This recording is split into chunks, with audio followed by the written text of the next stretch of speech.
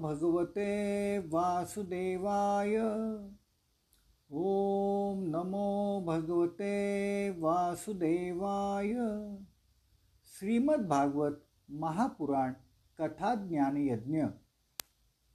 काल आपण बघितलं की गंगा किनारी पिंपळ वृक्षाखाली नारद मुनींनी सतत 12 वर्ष नामस्मरण केलं, ध्यान लावलं. त्याच्या आधी 12 वर्ष त्यांनी तीर्थाटन केली. आपल्या आयुष्यातली 24 वर्ष जप तप ध्यान करून सुद्धा त्यांना अजूनही भगवंतांचं दर्शन घडत नव्हतं आणि त्यामुळेच ते अत्यंत भगवंतांच्या दर्शनाकरता व्याकुळ झाले. ते व्याकुळ होऊन त्यांच्या मनाची तडफड होत होती. नारद मुनींना आता दर्शनाची अत्यंत घाई झालेली होती, पण पूर्वजन्मीची पाप असल्यामुळं मला दर्शन घडत नाही आहे अशी त्यांनी मनाची समजूत काढून घेतली. सारखं कन्हैया कन्हैया मला कधी दर्शन देणार, माझी तुला कधी दया येणार असं ते विव्हलपणे ओरडत होते. आपल्या लक्षात येते का, 24 वर्ष जप तप ध्यान करून नारद मुनींना दर्शन झालं नाही.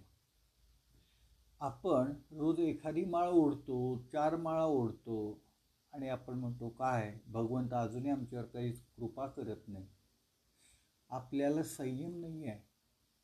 असं काही हाक मारल्यावर लगेच भगवंत यायला तो करून आपला सेवक आहे का? तो तुमची परीक्षा घेत असतो. तुमचं हृदय पूर्ण निर्मळ झालं पाहिजे, पवित्र झालं पाहिजे, तुम्हाला ध्यास लागला पाहिजे, आच लागली पाहिजे, अश्रुपात झाला पाहिजे, तेव्हाच तुम्हाला भगवंतांचं दर्शन मिळू शकतं. आणि अशीच अवस्था नारद मुनींची झाली.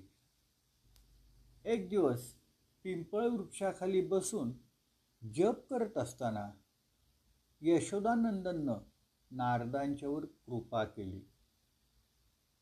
त्यांना ध्यानामध्ये निळा प्रकाश दिसला. त्यांनी पटकन बघितलं तर निळ्या प्रकाशातनं बाळकृष्ण रांगत पुढे येत होता. बाळकृष्णाने कस्तुरी टिळक लावलेला होता, केसात मोरपीस अडकवलेलं होतं, गळ्यात कौस्तुभमणी होता, नाकात छान मोती होता आणि तो माझ्याकडे बघत हसत रांगत येतोय असं त्यांना भासलं. अत्यानंदाने नारद मुनी उठले आणि भगवंतांच्या बाळकृष्णाच्या चरणावर डोकं ठेवायला पुढे धावले. त्या क्षणी बाळकृष्ण अंतर्धान पावले. नारद मुनी सैरभैर झाले. नारद व्यासमुनींना सांगतात, प्रेमभावाचा अत्यंत उद्रेक झाल्यामुळं माझं सर्वांग पुलकित झालं, हृदय शांत झालं. त्या आनंदाच्या महापुरात मी बुडून गेलो. मला भगवंतांचं ते स्वरूप बघायची इच्छा होती, पण ते स्वरूप मला पुन्हा दिसलं नाही. मी अतृप्त झालो, व्याकुळ झालो आणि विव्हल झालो. माझी ही अवस्था भगवंतांनी ओळखली आणि स्वतः भगवंत धीर गंभीर आणि मधुर वाणीनं माझा शोक नाहीसा करण्याकरता म्हणाले, तू या जन्मात माझं दर्शन करू शकणार नाहीस. ज्यांच्या वासना पूर्णतया नाहीशा झालेल्या नाही आहेत ना, त्या अपरिपक्व योगी लोकांना माझं दर्शन अत्यंत दुर्लभ आहे. हे निष्पाप बालका, तुझ्या हृदयात मला प्राप्त करण्याची जिज्ञासा जागृत व्हावी यासाठीच मी तुला एक वेळ माझ्या रूपाची झलक दाखवली आहे. मला प्राप्त करण्याची आकांक्षा असलेले साधक आपल्या हृदयातील सर्व वासनांचा हळूहळू त्याग करतात. तू आता या मलिन शरीराला सोडून माझा पार्षद होशील. मला प्राप्त करण्याचा तुझा हा दृढ निश्चय कदापिही ढळणार नाही. सृष्टीचा प्रलय झाल्यानंतरही माझ्या कृपेनं तुझी स्मृती टिकून राहील. भगवंतांची वाणी ऐकून मी शांत झालो. विचार केला, ह्या जन्मात आता मला दर्शन नाही, तेव्हा उरलेलं आयुष्य जप तप आणि ध्यानामध्ये व्यतीत करून मी माझा देह सोडला. कल्पाच्या अंती ब्रह्मदेव जेव्हा जागे झाले आणि त्यांनी सृष्टी निर्माण करायची इच्छा केली, तेव्हा मरीची आदी ऋषींच्यासह मीही ब्रह्मदेवाचा पुत्र प्रकट झालो. तेव्हापासनं भगवंतांच्या कृपेनं मी वैकुंठादी तिन्ही लोकांच्या आत आणि बाहेर निर्धास्तपणे संचार करीत असतो. भगवंताने मला स्वरब्रह्म विभूषित वीणा दिली आणि त्याची तान छेडत नारायण नारायण करत भगवंतांच्या लीलांचं गायन करत मी सर्वत्र संचार करत असतो. आता मी हाक मारताच भगवंत माझ्यापुढं प्रकट होतात. त्यानंतर मी संयम, विनय आणि सौम्यता धारण करून ब्रह्मदेवांची सेवा केली आणि आपल्या सेवेने त्यांना संतुष्ट केले. तेव्हा प्रसन्न झालेल्या ब्रह्मदेवाने नारायणाकडून प्राप्त झालेला चतुश्लोकी भागवत मला सांगितला. नारद मुनी व्यासमुनींना म्हणतात, या चतुश्लोकी भागवताचा आपण विस्तार करा, त्याची अशी रचना करा की ज्या योगे ऐकणाऱ्यांच्या वाचणाऱ्यांच्या मनात कृष्ण प्रेम उत्पन्न होईल, भक्तिभाव निर्माण होईल, त्यांचं त्यामुळे कल्याण होईल. आपण त्रिकालज्ञ आहात, विद्वान आहात, आपण पूर्ण ज्ञानी आहात. आपण भगवंतांच्या कीर्तींचं वर्णन करा, त्यामुळं मोठमोठ्या ज्ञानी लोकांचीही जिज्ञासा पूर्ण होईल. जे लोक संसार दुःखामुळं वारंवार व्यथित होत आहेत, त्यांच्या दुःखाची निवृत्तीही त्यामुळेच होऊ शकेल, याखेरीज दुसरा उपाय नाही. तेव्हा हे मुनिवर्य, तुम्ही समाधी लावून दृष्टी अंतर्मुख करा. समाधी अवस्थेत तुमच्या दृष्टीपुढं भगवंतांचं लीलाचरित्र उभं राहील. तुम्ही फक्त ते जसं दिसत आहे ते लिहून काढा. एवढं सांगून नारायण नारायण करत नारद मुनी निघून गेले. व्यासांना आनंद झाला. भगवत भक्त नारद मुनींनी त्यांना त्यांची चूक दाखवून दिली. नारद मुनींच्या सांगण्याप्रमाणे श्री व्यासाने समाधी लावून दृष्टी अंतर्मुख केली आणि त्यांच्या नजरेपुढं भगवंतांच्या लीला दिसायला लागल्या. त्याने भगवंतांचं गुणवर्णन, चरित्रवर्णन, लीलावर्णन प्रेमपूर्वक लिहून काढलं. पुढे येणाऱ्या कलियुगाची जाणीव ठेवून कमी श्रमात कर्मकांड न करता परमात्म्याची प्राप्ती करून देणारं हे श्रीमद भागवत महापुराण त्यांनी लिहून पूर्ण केलं. संहिता पूर्ण झाल्यावर त्यांना अतिशय आनंद झाला, संतोष झाला. त्यांच्या मनातील सर्व खिन्नता नाहीशी झाली. एखादं चांगलं कार्य पूर्ण झाल्यावर आनंद होतो, पण नवीनच काळजी वाटायला लागते. तसंच श्री व्यासांचंही झालं. सर्व जीवांचा उद्धार करण्याकरता लिहिलेल्या या श्रीमद भागवत महापुराण ग्रंथाचा प्रसार कोण करेल, प्रचार कोण करेल? प्रसार करण्याकरता ज्यांनी आपल्या पोटी जन्म घेतलेला आहे ते शुकमुनी तर तपश्चर्या करण्याकरता जन्मल्या क्षणी निघून गेलेत. त्यांना घरी परत कसं आणायचं, अशी नवीनच काळजी व्यासांना वाटायला लागली.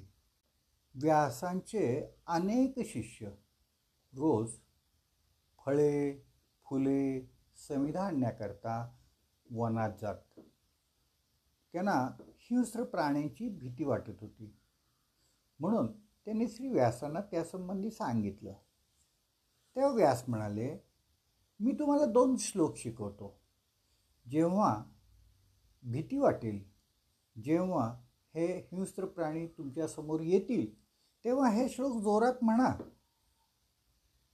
गुरुदेवांच्या म्हणण्याप्रमाणे शिष्य जेव्हा वन्य प्राण्यांची भीती वाटायला लागली तेव्हा ते श्लोक म्हणायला लागले. आणि शिष्यांच्या लक्षात आलं की हे श्लोक म्हणताच ते श्लोक ऐकून हिंस्त्र प्राणीसुद्धा प्रेममय नजरेनं त्यांच्याकडे बघून निघून जात आहेत. व्यास शिष्याने गुरुदेवांना त्यांचा हा अनुभव सांगितला आणि तो अनुभव ऐकून व्यासांच्या मनात नवीनच कल्पना आली. त्यांनी सगळ्या शिष्यांना बोलवलं आणि सांगितलं, उद्यापासनं ब्राह्ममुहूर्तापूर्वी वनात जावा आणि चालताना हे 2 श्लोक म्हणत म्हणत जावा. हे श्लोक शुकाच्या कानी पडले पाहिजेत. जर तुम्ही उशिरा वनात गेलात ना तर काही उपयोग होणार नाही. ब्राह्ममुहूर्तावरच श्रीशुक स्नान करायला येतील तेव्हाच त्यांच्या कानावर हे श्लोक पडले पाहिजेत. उशीर झाला तर शुकमुनी पुन्हा ध्यानात समाधीत गेलेले असतील. आपण काही म्हणलेलं त्यांना ऐकू जाणार नाही. त्याप्रमाणे व्यास शिष्य ब्राह्ममुहूर्तापूर्वीच आता वनात रोज श्लोक गात गात जाऊ लागले. बर्हा पीडम नटवर वपू कर्णयो कर्णिकारम बिभ्रदवास कनकपिशम वैजयंती च मालाम रंध्रान वेणोरधर सुधया पूरयन गोपवृंदैर वृंदारण्यम सपदरमणम प्राविशत गीतकीर्ती. गोपाळांच्यासह श्रीकृष्ण वृंदावनात आले बघा. त्यांच्या मस्तकावर मोरपंख आहे आणि कानावर कण्हेरीचं गुच्छ आहेत. त्यांनी सोन्यासारखा पितांबर परिधान केलेला असून गळ्यामध्ये वैजयंती माळ घातली आहे. त्यांचं हे सगळं रूप श्रेष्ठ नटासारखं किती सुंदर आहे बघा. बासरीची छिद्रे ते आपल्या अधरामृतानं भरत आहेत. गोपाळ त्यांच्या कीर्तीचं गायन करीत आहेत. हे वृंदावन त्यांच्या चरणांच्यामुळं अधिकच रमणीय झालेला आहे. श्री शुकाने हा श्लोक ऐकला. त्यानं श्रीकृष्णाचं मनोहर रूप अत्यंत आवडलं. त्याने लगेच ठरवलं की यापुढं मी निर्गुण निराकार ब्रह्माचं चिंतन ध्यान करणार नाही. मी या सगुण साकार श्रीकृष्णाच्या रूपाचंच चिंतन करेन. कृष्णाच्या रूपामध्ये शुकमुनी अडकले. इतकं हे अतिसुंदर रूप आहे. पण त्याच्या मनात लगेच शंका आली. जर या बाळकृष्णाने माझ्याकडं लोणी साखर मागितलं तर मी देणार कुठनं? माझ्याजवळ तर काहीही नाही. मी तर लंगोटीचा सुद्धा त्याग केलेला आहे. नकोच, या सगुण साकार श्रीकृष्णाची आराधनाच नको. त्यापेक्षा निर्गुण निराकार रूपच चांगलं. कारण त्याला काही लागत नाही. त्याला काही द्यायला लागत नाही, घ्यायला लागत नाही. त्याला कोणत्याही गोष्टीची आवश्यकताच नाही. आपण आपलं पहिल्याप्रमाणेच निर्गुण निराकार ब्रह्माचंच चिंतन करूया. तेवढ्यात शिष्याने दुसरा श्लोक म्हणलेला शुकमुनींच्या कानावर पडला. अहो बकीयं स्तनकालकूटं जिंघासया पाययदप्यसाध्वी लेभे गतिं धातृचीतां तनोन्यं कंवा दयालुं शरणं व्रजेम. अहो आश्चर्यम, ज्या दुष्टपुतनेनं कृष्णाला मारण्याच्या इच्छेनं आपल्या स्तनांना विष लावून कानाला स्तनपान केलं, अशा पुतनेला सुद्धा श्रीकृष्णाने अशी मुक्ती मिळवून दिली की जी मुक्ती आपल्या मातेला त्यांनी दिली असती. पुतनेला सद्गती दिली. खरंच कृष्णासारखा दयाळू दुसरा कुणीही नाही. शरण जाण्यास एकमेव तोच योग्य आहे. आपण त्यालाच शरण जावं. कृष्णालाच केवळ प्रेमभाव हवा आहे. तो तर केवळ भावाचा भुकेला आहे. त्याला लोणी नको, साखर नको, दूध नको, दही नको, काहीही नको. प्रेम करायला केवळ आणि केवळ परमात्मा श्रीकृष्णच योग्य आहे. अशा या परमदयाळू भक्तवत्सल श्रीकृष्णाला सोडून मी यापुढं कुणालाही शरण जाणार नाही. श्री शुकदेवांच्या शंकेचं निराकरण झालं आणि ते धावत धावत त्या शिष्याला येऊन म्हणाले, हे श्लोक कुणी रचलेले आहेत? आणखीन श्लोक म्हणा ना. तेव्हा व्यासशिष्य सांगतात, अहो आम्ही महर्षी व्यासांचे शिष्य आहोत. श्री वेदव्यासाने असे 18,000 श्लोक लिहिलेले आहेत, रचलेले आहेत, पण त्यांनी आम्हाला केवळ 2च श्लोक शिकवले आहेत. तेव्हा अधिक श्रवण करण्याकरता आपण त्यांच्याकडेच चला. गोपाळ कृष्ण भगवान की जय. उद्या पुन्हा ऐकूया श्रीमद भागवत महापुराण कथा ज्ञानयज्ञ.